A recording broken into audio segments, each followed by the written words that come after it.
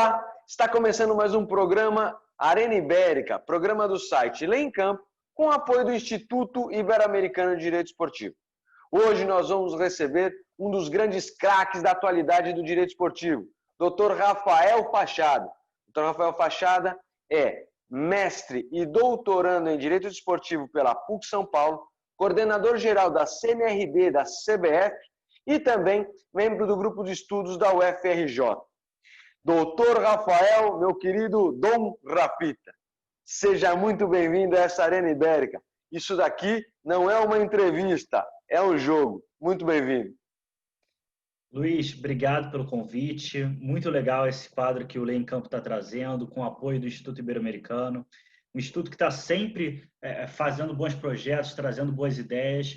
E eu acho que o Lê em Campo, inclusive, é um dos grandes propulsores que a gente tem hoje de ideias de discussão de direito esportivo. Então, estou muito feliz de estar aqui e estou muito feliz de estar aqui com você, né? Um amigo que eu já carrego de outros carnavais. Exatamente, e põe carnaval nisso. Mas, Rafa, meu querido, seja muito bem-vindo, você é de casa. Mas olha só, nós queremos saber, Rafa, como é que você chegou onde está hoje no direito esportivo? Quer dizer, todo mundo olha para o Rafael Fachada da CNRD e diz, poxa, como é que será que ele ingressou no mercado? Quais são as facilidades que ele teve ou as dificuldades? Rafa, conta para nós sua trajetória no direito esportivo. Luiz, eu sempre digo o seguinte, cada pessoa tem uma história, né? Então, cada pessoa vai ter a sua entrada no direito esportivo, vai ter a sua forma de crescer, evoluir no direito esportivo. Eu tive um pouco de sorte no começo, e eu acho que todo mundo precisa de um pouco de sorte, mas eu soube aproveitar essa sorte, né? Então, eu ingressei em 2008 na UFRJ, a UFRJ que, à época, era a única universidade, posso estar enganado, mas acho que a única universidade do país que tinha direito desportivo na grade, sendo oferecida na graduação.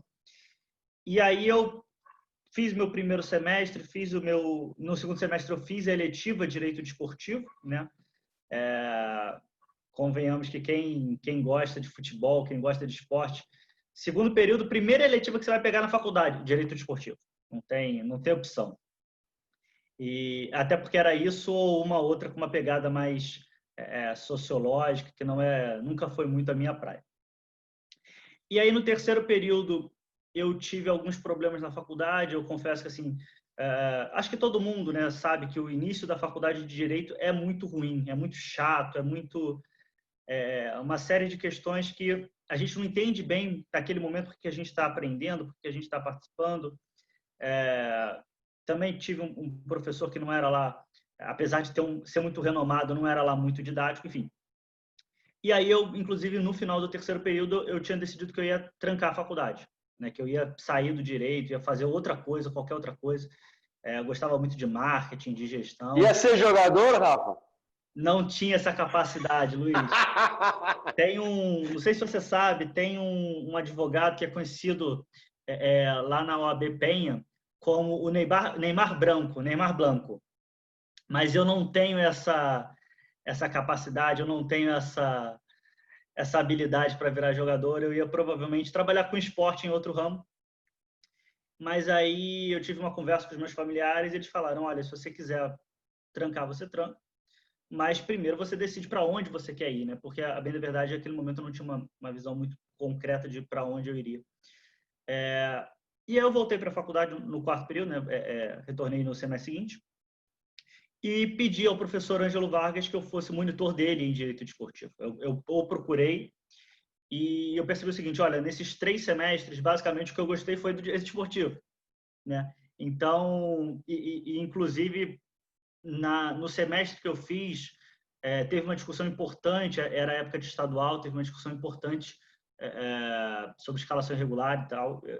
Eu gostei muito, eu procurei ele e virei monitor. E desde então eu declarei na minha vida que eu ia trabalhar só com direito esportivo, né? Então eu brinco que eu aprendi processo civil por causa do direito esportivo. Eu aprendi citação, intimação, comunicação dos atos processuais, inclusive eu escrevi um capítulo de livro sobre comunicação dos atos processuais. Na justiça desportiva, eu aprendi através do direito esportivo, né? Eu guiei a minha carreira desde o começo, e aí eu tenho aqui que sempre agradecer ao professor Ângelo, que é uma pessoa, para quem conhece, é uma pessoa que cuida muito bem dos seus orientandos, né? Um abraço aqui ao querido professor Ângelo, grande nome do nosso direito desportivo, em especial, né, sobretudo na questão acadêmica, né, um grande acadêmico. Sim, você vai ver que eu vou falar ao longo da minha fala de alguns nomes. Eu acho que a gente não chega em nenhum lugar sem que hajam determinadas pessoas especiais, essenciais na nossa vida. E a primeira delas que apareceu ali, claro, de uma forma profissional, excluindo familiares, foi o professor Ancho. Ele que me deu muita liberdade, né? Ele me deu muita liberdade de crescer. Então, a gente, nos anos seguintes, consolidou um grupo de estudos que já existia, mas, enfim, estava em construção. A gente realizou o primeiro evento da UFRJ em 2012, se eu não me engano, e foi quando a gente lançou o primeiro livro do grupo também. Então, ele sempre foi me dando muita liberdade e eu fui fazendo, né? Conforme foi me dando liberdade, eu fui fazendo, até chegar ali no último ano da faculdade, no último semestre, para ser mais específico.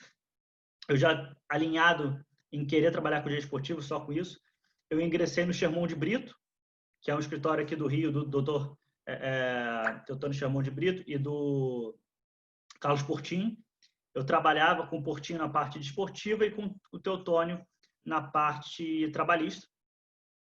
E fazia, em paralelo, um curso que a Federação do Rio oferecia, um curso que me ajudou bastante, inclusive, que deu depois origem à pós-graduação na Cândido Mendes e, posteriormente, deu razão hoje ao LLM da Trevisan. E aí, naquele momento, inclusive, eu percebi que em 3 meses eu tinha perdido já 3 quilos. Para quem tinha 60 quilos naquela época, é muita coisa. Eu falei, olha, eu tenho o grupo, eu tenho a pós-graduação e eu tenho o estágio. Eu preciso... E tinha também, último semestre, né? Monografia e OAB. E eu falei, olha, eu preciso largar alguma coisa aqui porque eu não estou aguentando. Inclusive, eu dei essa dica para um aluno, para um amigo meu, recentemente. Falei, amigo, a tua saúde é o que mais importa, então cuidado aí com o que você está fazendo, porque você está pegando muita coisa. Basicamente aquela ideia de quem joga em todas as posições não joga em nenhuma, é isso? Não chega vivo no final do jogo. Não chega vivo. Aquela hora que vai bater o pênalti, cara, se você está correndo que nem desesperado, você não vai bater o pênalti. Saiba disso. Exato, perfeito. Então, e aí eu tive uma conversa muito boa com o Teotônio, com o Portinho. Acabei saindo do escritório, mas mantive a atuação dentro dos TJDs, TJD e STJD. Né? E eu tive uma vantagem também. Eu estou ressaltando as vantagens só para o pessoal não achar que foi tudo um céu de brigadeiros, daqui a pouco vem as desvantagens dos problemas que tem ao longo. Por estar no Rio de Janeiro. Né? Então, a vantagem que eu encontrei foi eu posso oferecer os serviços para os clubes de fora do Rio. E aí vem a questão de você ter uma vantagem, mas saber aproveitar essa vantagem, não apenas ficar sentado em cima dela. Quando eu me formei, Luizinho, o que eu fazia? Eu abria as pautas de julgamento do STJD, via quem ia ser julgado, procurava os clubes que não tinham advogados, e aí é o primeiro recado muito importante que eu deixo. Acima de tudo, eu acho que quem quer começar tem que ser ético. Tá? Então, você nunca deve passar por cima, deve colocar os seus objetivos acima da sua ética. Eu já vi, inclusive, pessoas que eu acreditava que seriam grandes advogados, seriam grandes nomes, pisarem na bola e hoje não estarem com a repercussão que deveriam estar. Porque, de novo, é um meio muito pequeno, é um meio onde todo mundo se conhece. Se alguém amanhã ou depois, Luiz, pisar na bola com você, eu vou saber. O Gustavo em Minas vai saber. O Daniel Cravo no Rio Grande do Sul vai saber. Todo mundo vai saber. Rafa, super bacana. E eu queria registrar e enfatizar essa mensagem, essa dica que você deixa, porque é verdade.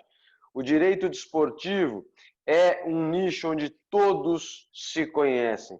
Então, o darwinismo ele acontece também, mas pensando que, como o mercado é pequeno, talvez ele seja ainda muito mais forte que em outros mercados, né? E o direito esportivo integra o Brasil inteiro, para não dizer a região sul-americana inteira, para não dizer o mundo inteiro. Por isso, super bacana, Rafa, super bacana o que você está registrando aqui para nós.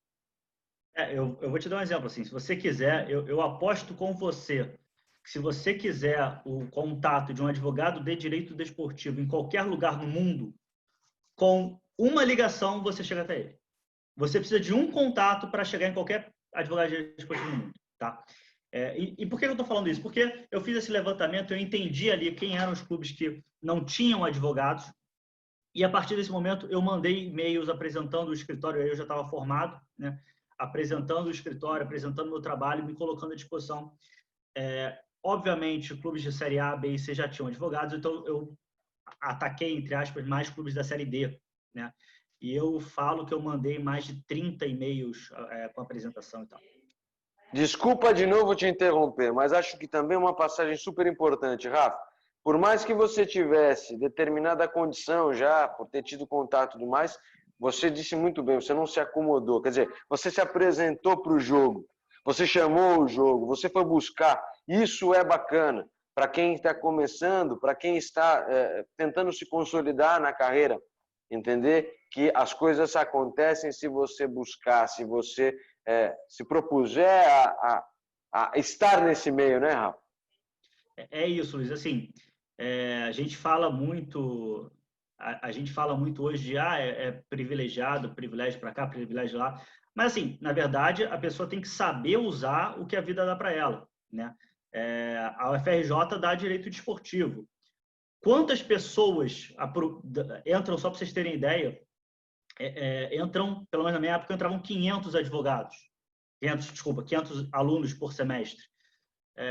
Desses 500 alunos que entram por semestre, do meu semestre saiu eu. Porque eu quis aproveitar aquilo ali como dia esportivo, né? Eu estou no Rio de Janeiro, isso é melhor. Tudo bem, mas assim, quantos advogados tem no Rio de Janeiro? Eu quis aproveitar o fato de estar no Rio de Janeiro. E aí, dos mais de 30 e-mails que eu mandei, Luiz, um me respondeu assim, de forma positiva. Um. Então, não acho também que você vai chegar, mandar e-mail, ligar aqui, ligar lá. Foram umas situações, inclusive, às vezes eu ligava e tal, umas situações meio constrangedoras, de eu ligar para o clube para oferecer e tal, conversar com o clube. De novo, sempre dentro de uma ética. E aí o clube não entender muito bem o que eu estava falando com ele. Ele, não, mas você quer falar com o clube X? Eu, sim. Mas sobre o quê? Não, eu não sei quem cuida disso aqui não. E era a pessoa que estava atendendo o telefone do clube, né? Então, é um pouco de desorganização. Mas, enfim, aí esse único clube me respondeu. Eu comecei a trabalhar com ele, ganhava por audiência. Não era um valor substancial, mas era um valor que ele, recém-formado, dava para pagar alguma coisinha e tal. Dava para levar a namorada para jantar. E aí, o que aconteceu? Eu comecei a ganhar experiência no STJD, comecei a ganhar contatos, comecei a fazer contatos, melhor dizendo. Esse clube, que era o Confiança de Sergipe, ele acabou se mostrando um clube extremamente organizado. Então, ele fez, inclusive, o primeiro acesso de um clube sergipano. Um clube sergipano nunca tinha subido de divisão. Eles acabaram subindo de divisão para C. Hoje, eles estão na Série B, né? Então, eles tinham ali uma influência regional.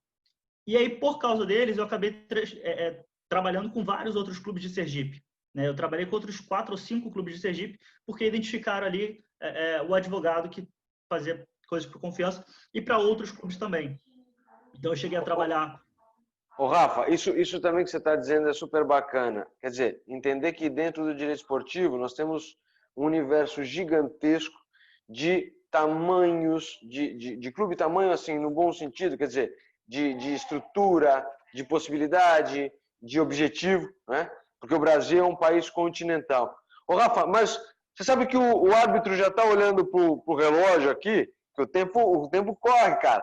Mas eu não posso deixar de te perguntar, levantando aqui a placa dos 3 minutos, mas eu quero entender qual é o trampolim desta desse início de carreira super bacana, super importante, para chegar a ser convocado à seleção brasileira, Rafa. Como é que você triunfa, é convocado pelo Tite e hoje é uma das estrelas aí da Confederação Brasileira de Futebol? Luiz, vamos lá. Primeira coisa que eu acho importante a gente passar de recado para quem está chegando. Todo mundo quer ser o advogado do próximo Neymar. Agora, o advogado do Neymar, na operação para o PSG, o Marcos, ele não começou ali. Ele tem 20 anos de história antes, né? Então, eu sempre digo isso, olha, não ache que você vai começar na CBF, o advogado do Neymar, não vai. Você precisa entender o que é o futebol, você precisa entender o que são os clubes, né?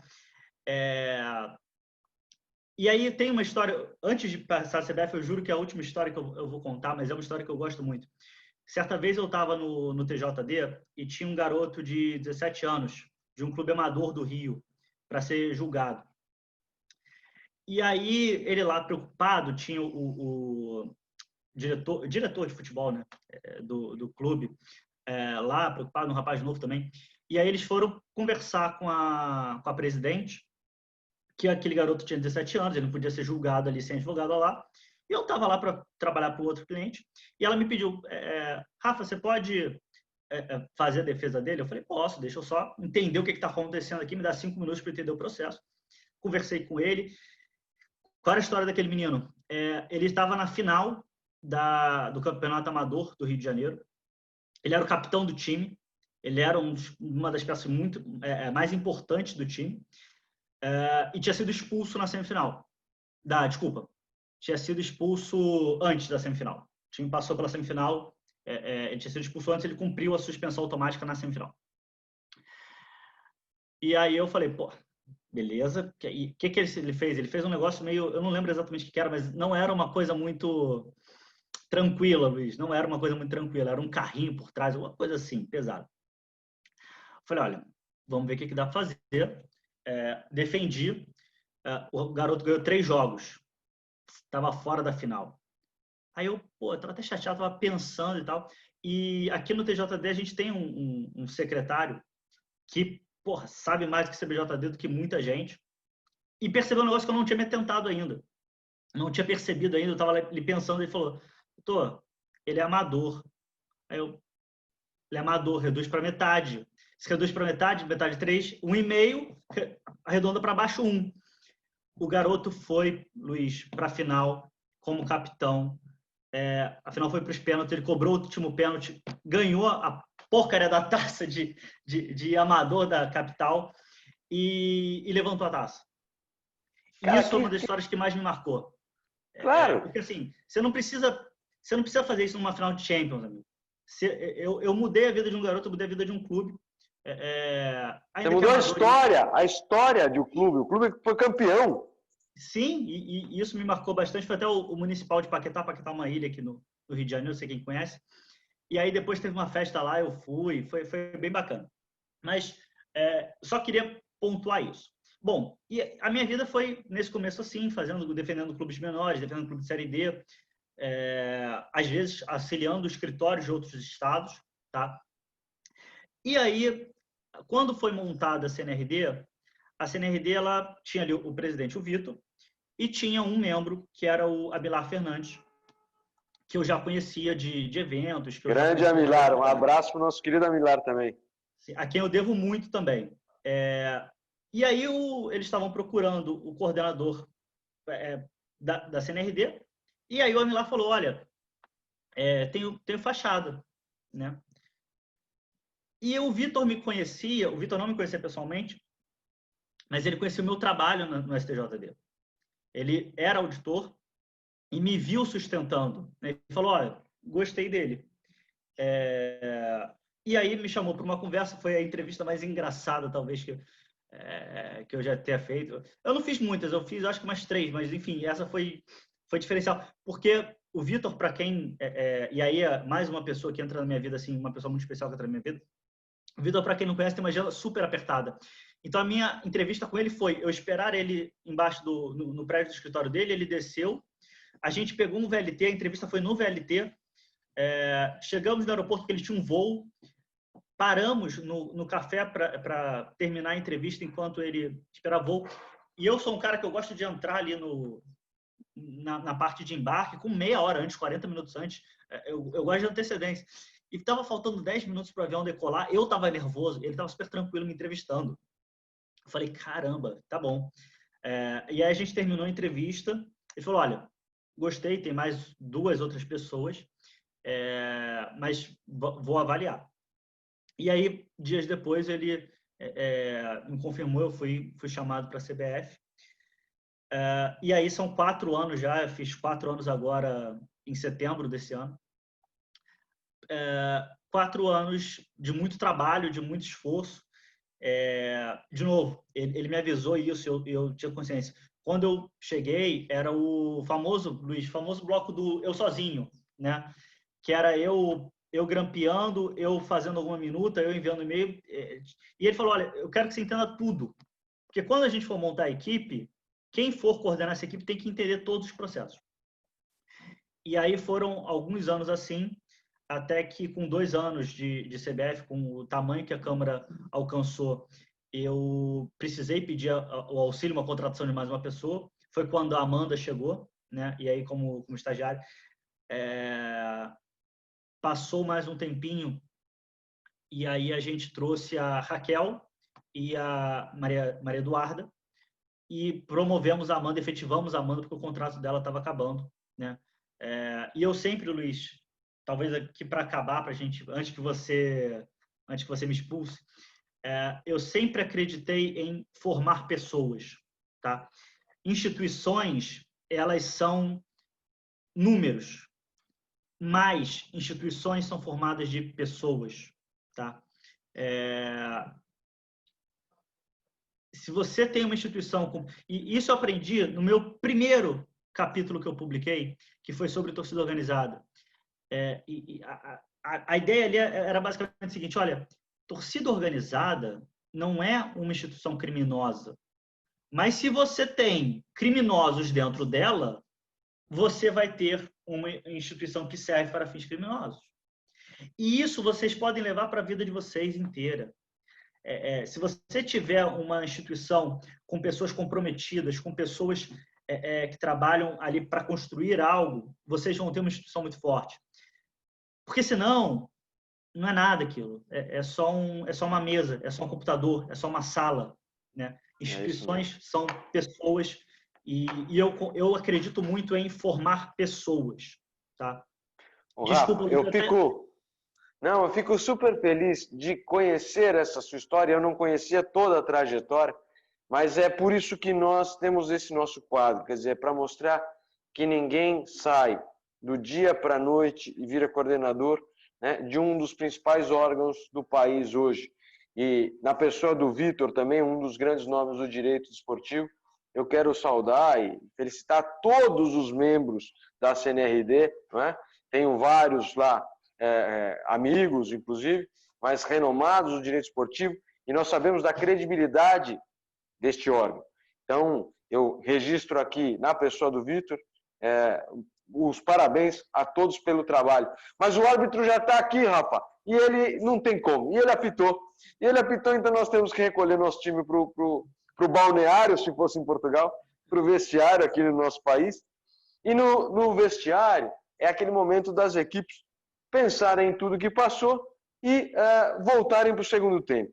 Mas, nesse período, é um tempo também importante para refletir.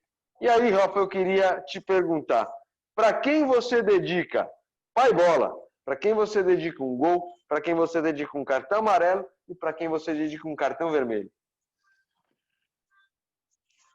Isso. Eu acho que dedicar um gol, Luizinho, para uma pessoa só é muito difícil, tá? Se eu fosse dedicar para uma pessoa só, se você me botar uma arma na cabeça e falar, dedico para uma pessoa só, eu acho que eu dedicaria para minha noiva, para Priscila, que sempre, a gente está 13 anos juntos, se Deus quiser, ano que vem a gente casa. Se a pandemia deixar, ano que vem tem casório. Se a pandemia deixar, a gente casa. Mas sempre esteve comigo desde o vestibular, graduação, mestrado, e nos momentos que eu chorei, nos momentos que eu tive conquistas, ela teve. Mas eu também acho que é importante eu dedicar esse gol eu acho que a gente não faz só um gol na carreira, né? Então a gente faz vários gols. Eu vou dedicar esses vários gols a algumas pessoas que foram muito importantes para mim, foram muito importantes para eu chegar aqui. Então, tirando a família, claro que é a base de tudo, mas professor Ângelo Vargas, o Portinho que me deu aquela porta de entrada, o Amilar que me indicou para a CBF, o Vitor que acreditou no meu trabalho e me fez crescer muito como advogado, tá? E talvez eu possa sintetizar em uma grande homenagem ao Grupo de Direito Desportivo da Nacional, né? Que foi o começo de tudo e é por quem eu tenho um carinho hoje absurdo. Apesar da minha agenda não ser das mais tranquilas, para quem eu sempre paro e dedico um tempo, dedico, porque é um grupo que me faz muito feliz. Tá? Super bacana. Então, na verdade, foi para uma seleção, né? Não foi nem para um time, foi para uma seleção. Só que você não vai se furtar do amarelo e o vermelho. O amarelo é assim, olha, não tá bacana. É aquela advertência que diz, tome cuidado, senão a próxima você vai pro chuveiro. E o vermelho é logo pro chuveiro, Rafa. Para quem? Amarelo e vermelho. Eu vou começar com o vermelho. O vermelho eu acho mais fácil até. A gente tem um problema, Luizinho, de algumas pessoas no direito esportivo, que é a falta de humildade, né? E eu sempre falo o seguinte, o maior mestre de todos nós, o professor Álvaro Melo Filho, foi uma das pessoas mais humildes que eu conheci. Então, eu estava na graduação, eu tinha acabado de formar e tal, e se eu precisasse perguntar para ele alguma coisa, ele me respondia, ele me procurava, sabe? Eu lembro que, se eu não me engano, era no mestrado, eu acabei não falando no mestrado na história, mas a gente fala depois, quando a gente fala da autonomia. E eu conversando com ele sobre um determinado tema, ele falou, eu tenho esse tema numa revista que eu tenho lá em casa. A gente estava em São Paulo. Eu falei, professor, então, quando o senhor puder, o senhor, por favor, me manda, eu lhe lembro depois. Tudo bem. Despedimos, ele voltou para o Ceará. Antes que eu cobrasse, Luizinho, o Álvaro já era um senhor de idade. Ele me mandou as fotos pelo WhatsApp do artigo que eu queria. Então, assim, numa frase muito simples, se Álvaro Melo era humilde, você não tem o direito de não ser. Então, eu acho que esse é o grande cartão vermelho que a gente dá. Perfeito. Até me permita fazer um registro aqui, né, uma homenagem ao nome, à história do professor Álvaro Melo Filho, saudoso Álvaro Melo Filho. Numa dessas homenagens feitas ao professor, eu dizia, né, se no direito esportivo a caneta é a bola, né, o jogador o jurista, o operador de direito, o Álvaro Melo Filho, né, é codinome de Pelé. E realmente o professor Álvaro era um jogador completo, né, Rafa? Com certeza, Luizinho, com certeza. Não, espetacular, Rafa. Super justificado o seu vermelho, mas não fuja do amarelo. E o amarelo? O amarelo, Luizinho, eu acho que bate um pouco com o vermelho também, até eu acho que o vermelho claro, a consequência do amarelo, que é para as pessoas que às vezes não entendem a importância de se trabalhar em equipe, tá? De você jogar em equipe. Eu estava falando com uma amiga recentemente. Eu, particularmente, gosto muito mais das modalidades coletivas, tá? Até porque eu gosto de uma história toda construída ao longo de décadas, enfim, eu gosto muito de modalidades onde você constrói algo de forma coletiva. Claro que a gente tem pessoas no direito esportivo que gostam de ser camisa 10, faixa, isso é normal, né? Isso é normal. Mas ela tem que pegar aquela braçadeira de capitão, pegar aquela camisa 10 e jogar para o time crescer, né? E eu acho que assim, as pessoas que não entendem muito bem esse conceito de equipe, às vezes querem fazer tudo sozinho, me parece que o direito desportivo ele é uma modalidade coletiva, não é uma modalidade individual. E o amarelo fica para isso, porque eu acho que a gente ainda consegue acertar, a gente ainda consegue alinhar algumas coisas. Rafa, espetacular, e eu não posso perder esse gancho sobre o direito esportivo, sobre ser uma matéria coletiva, né, uma ciência jurídica coletiva, para voltarmos para o jogo, para o segundo tempo, árbitro apitou e vamos lá. Sempre na nossa arena nós trazemos um tema para o debate. E eu queria aqui te perguntar sobre o direito desportivo, sobre esse ramo que é fascinante, mas nós podemos dizer que é um ramo autônomo, Rafa? Vamos lá, Luizinho. Da onde surgiu a minha primeira inquietação sobre isso, tá? Aí eu falei que eu ia voltar na questão do mestrado. Eu me formei em 2013, em 2014 eu entrei na PUC para fazer o mestrado. E a primeira discussão que eu ia ter era sobre ligas. Esse foi o meu projeto. Falei, cara, não é um tema legal. Eu evoluí para, na minha opinião, claro, eu evoluí para discutir a autonomia das entidades. E aí, com 1 ano e meio já de pesquisa, eu falei, gente, tá difícil, porque falta material, falta uma base, falta eu construir ali os alicerces para poder discutir todo o resto, né? E foi engraçado porque eu precisava entregar a dissertação já para o professor Paulo Feus, e eu mudei a dissertação, eu mudei o tema. Cara, eu vou falar sobre a autonomia do direito esportivo. E aí o Paulo, Rafa, me manda a sua pesquisa. Eu falei, professor, calma, porque se eu falasse para ele, professor, estou mudando agora aos 40 do segundo tempo, ele ia me matar. Eu falei, não, eu vou mudar, eu vou preparar tudo e já vou entregar a solução para ele. Ó, tá aqui, tá pronta.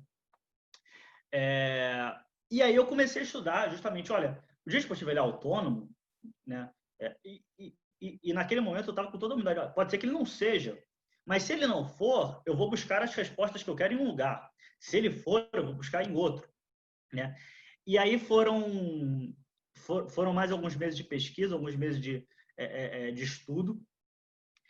E a conclusão que eu tirei, vou dar um spoiler aqui, a conclusão que eu tirei é que o direito esportivo é uma disciplina autônoma.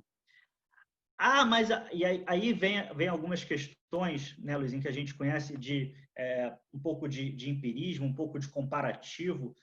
Mas o direito desportivo é assim, o direito penal é daquele jeito, o direito esportivo não é igual. Gente, o direito esportivo, ele, na minha visão, ele nasce junto com o esporte. Tá? Ele nasce na Grécia, no que a gente tem o primeiro esporte organizado, por um motivo muito simples. Se eu não tiver regra, se eu não tiver uma regulamentação mínima, eu não tenho esporte. Então, eu preciso ter um direito esportivo para ter o esporte. Beleza.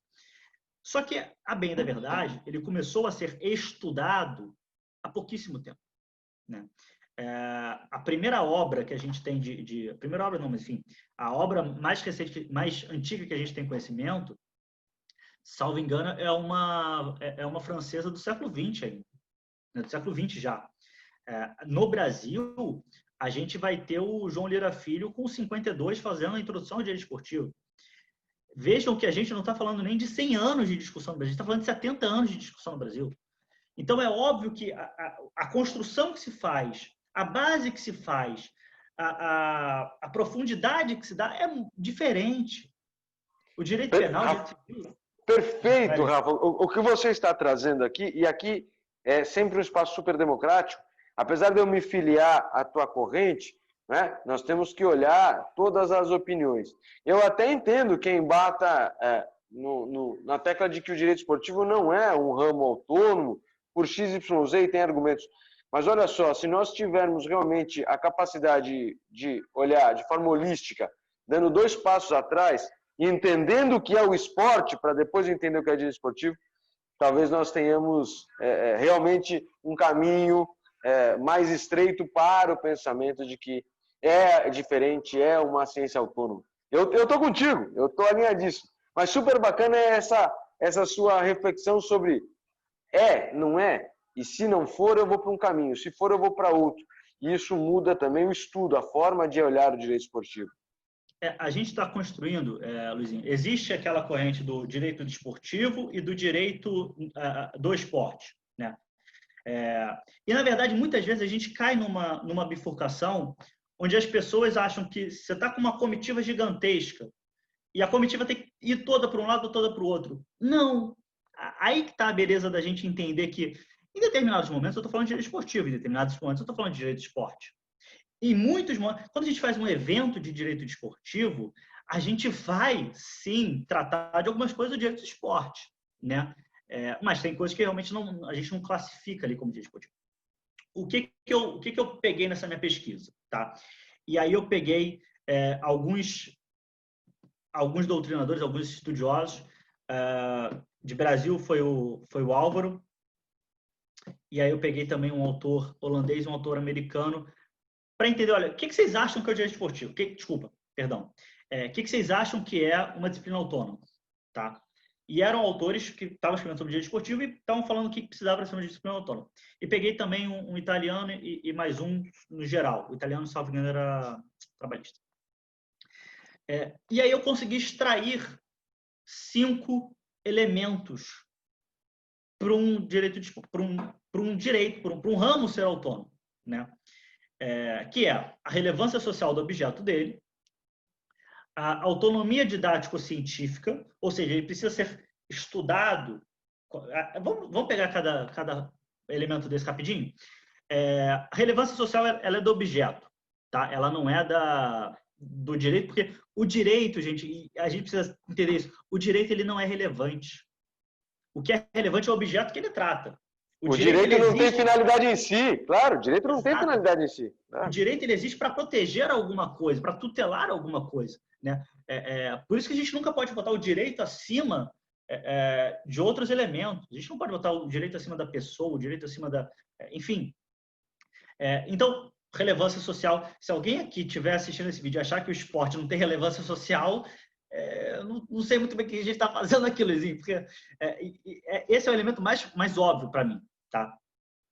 A gente tem também uma autonomia didático-científica, ou seja, aquele estudo, aquele ramo, ele ser objeto de um estudo de uma forma própria, né? Ele ser ensinado de uma forma própria. E eu acho que isso a gente também encontra. Claro, a gente não vai ter direito esportivo em todas as faculdades, como direito civil, como direito penal, não é isso que a gente está falando. Agora, a gente já tem hoje mais de 10 grupos de estudo em direito desportivo dedicados a estudar direito esportivo. A gente tem publicações, a gente tem revistas, a gente tem uma construção que vai ser muito mais aprofundada, mas é uma construção que está sendo feita já. Autonomia legislativa. E aqui no direito esportivo tem um ponto. Quando a gente está falando de lei no direito esportivo, lei em seu aspecto mais amplo, não estou falando apenas da lei que a Câmara, que o Senado emitem. Eu estou falando de lex esportiva também. Então, a gente está falando de uma lex pública para o esporte, que é, por exemplo, a Lei 9.615, que é, por exemplo, a Lei de Incentivo ao Esporte, ao torcedor, tudo isso. E eu tenho uma lex esportiva, que é os regulamentos das competições, os estatutos, que criam todo um ordenamento próprio. A própria regra técnica, que é o que diferencia cada modalidade. Exato, né? Exato. É um sistema extremamente complexo, né? Que é baseado no pluralismo jurídico. Olha, o direito ele nasce de diversas fontes, ele é de diversas formas. E aí, quando a gente vai pegar autores consagrados em introdução ao estudo de direito, o Franco Montoro já usava o exemplo do direito esportivo como uma estrutura que se apresenta, né? Então, isso é muito legal. E por óbvio, existe, né? Se alguém falar que não existe uma autonomia legislativa, que não existe uma lex pública para o esporte, uma lex esportiva, também fica difícil. Outro elemento são as categorias homogêneas, né? Ou seja, a gente tem dentro do direito esportivo algo que não é único. Ele se divide ali dentro. Por que ele se divide? E aí a gente precisa entender um conceito, que é um conceito que eu trouxe na dissertação, que eu gosto, um conceito de Luhmann, de um sistema. A primeira coisa que eu vou falar para vocês é a seguinte: não enxerguem, isso me dava algum desconforto, Luizinho. O direito é uma árvore que aí saem ramos. A gente fala ramos por ser popular, mas eu não gosto disso.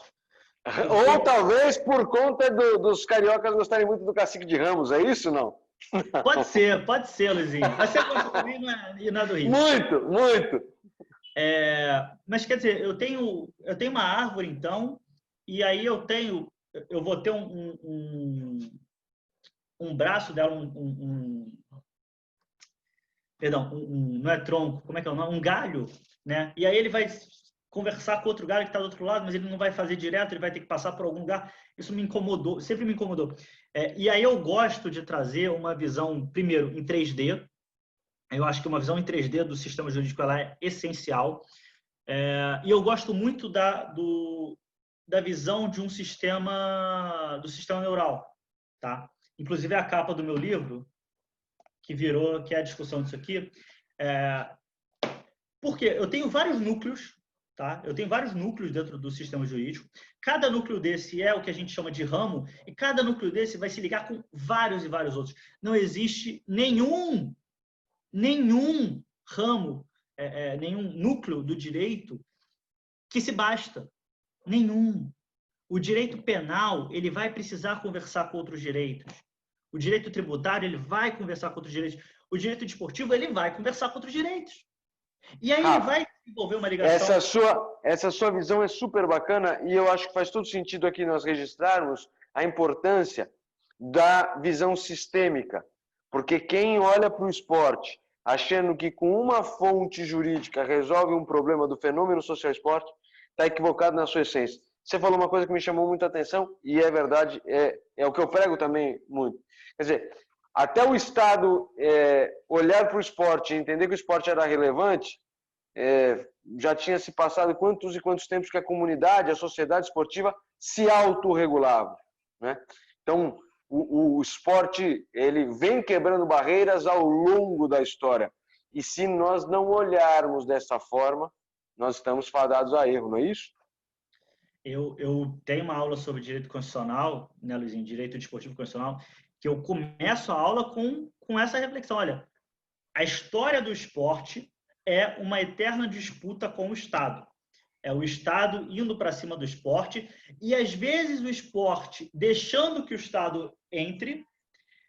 Só que, em determinado momento, o Estado ele não é aquela vizinha, senhorazinha legal que vai te trazer docinho. Não. É aquele vizinho folgado que ele te traz um presente. Daqui a pouco ele está deitado no teu sofá vendo a tua televisão, né? Ele está dizendo o que você vai fazer. Então, o Estado, ele por natureza dele, uma instituição que quer crescer, que quer dominar. E o esporte, por vezes, ele permite que haja essa entrada, porque para ele é interessante em determinados momentos, mas em determinados momentos ele precisa também afastar o Estado, né?